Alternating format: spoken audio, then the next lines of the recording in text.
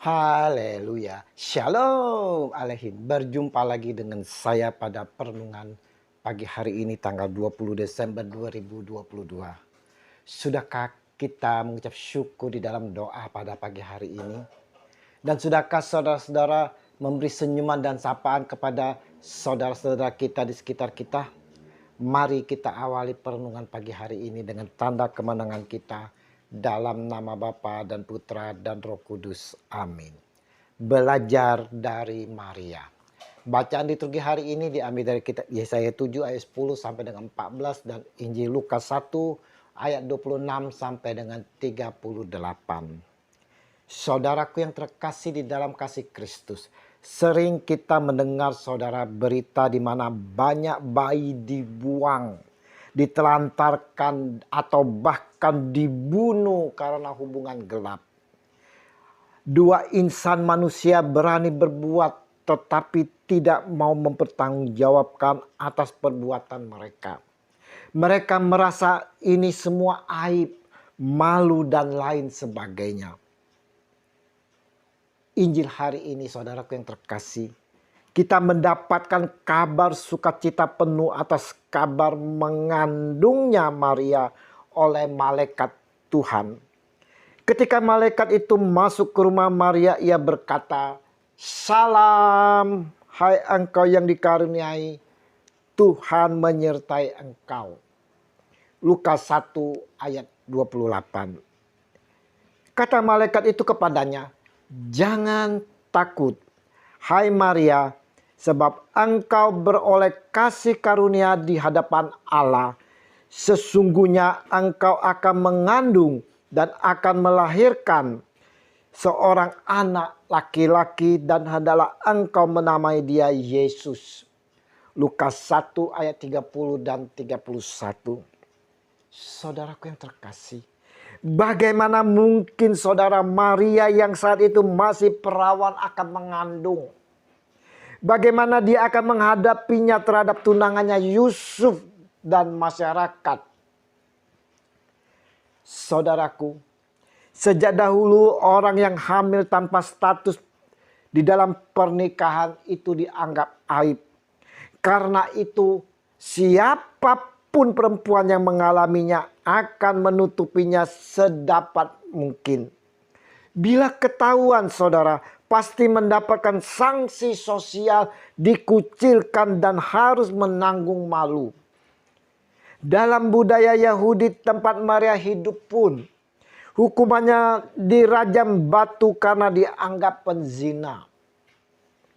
Karena itulah malaikat Gabriel datang kepadanya memberitahukan bahwa ia akan mengandung.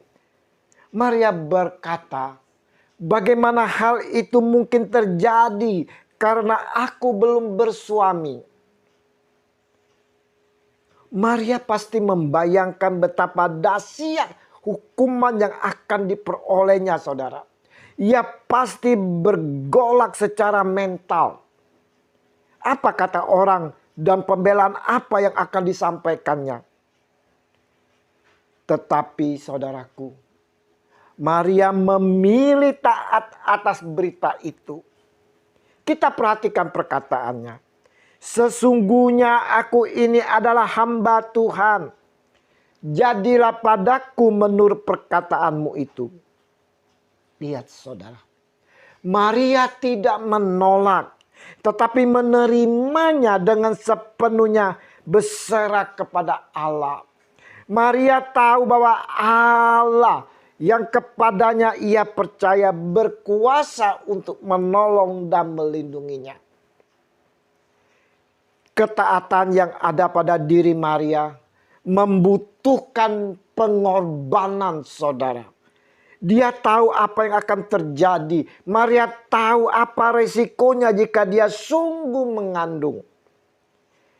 Tapi lihat saudara, imannya yang besar kepada Allah, di mana dia sungguh setia, taat dan takut kepada Allah.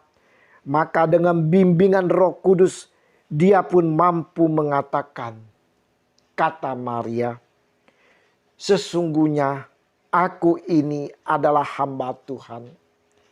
Jadilah padaku menurut perkataanmu itu. Lukas 1 ayat 38. Maria mau mendengarkan apa yang disampaikan oleh malaikat Tuhan.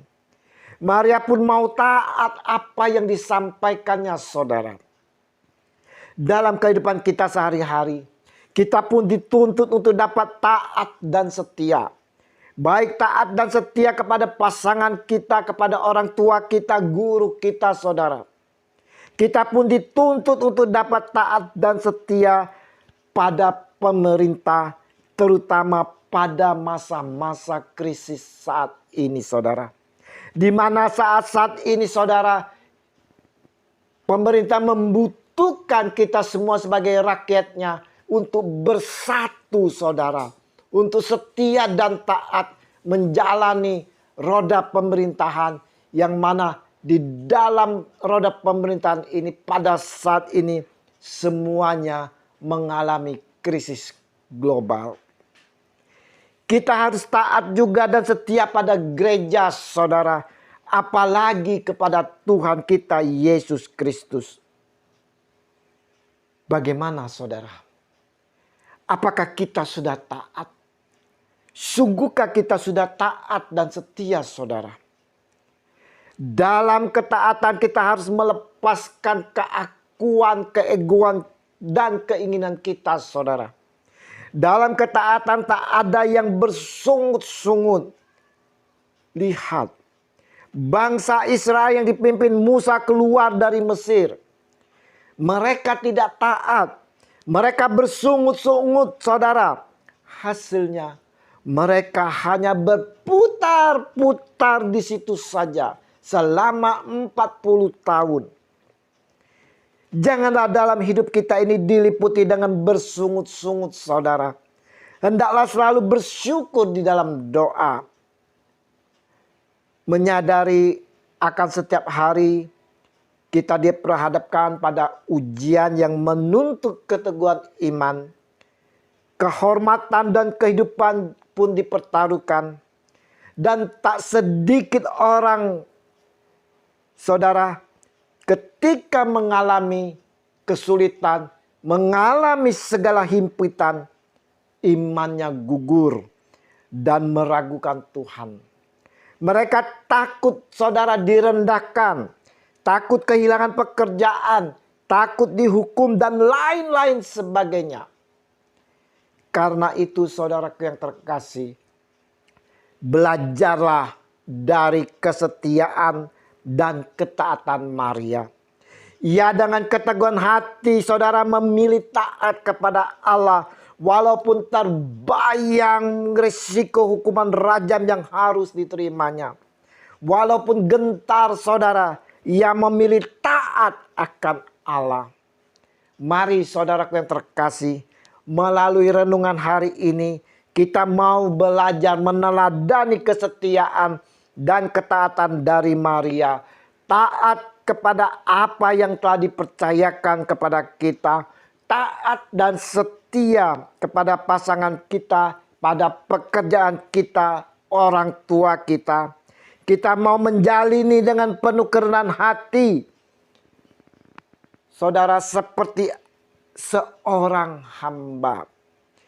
Sesungguhnya aku ini adalah hamba Tuhan. Terjadilah padaku menurut perkataanmu itu. Kemuliaan kepada Bapa dan Putra dan Roh Kudus, seperti pada permulaan, sekarang, selalu, dan sepanjang segala abad. Amin.